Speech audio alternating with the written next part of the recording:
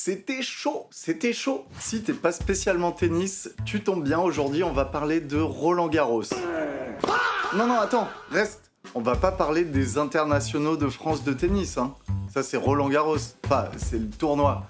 Mais nous, on va parler de Roland Garros, du monsieur, quoi. Alors, c'est qui ce petit bonhomme qui a donné son nom au fameux tournoi de tennis il y a près d'un siècle? Enfin, c'était qui? Salut. Roland Garros est né en 1888.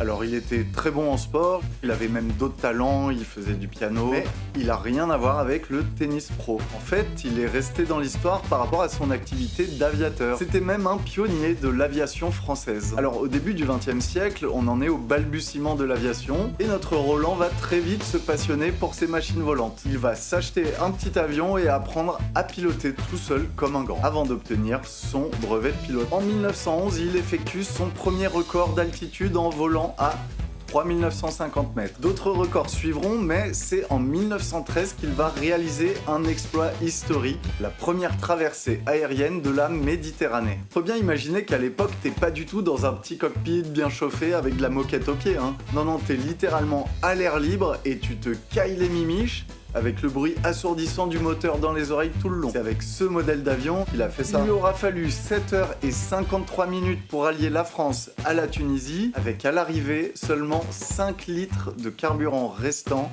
dans le réservoir. C'était chaud, c'était chaud. Il sera ensuite un pilote important durant la Première Guerre mondiale.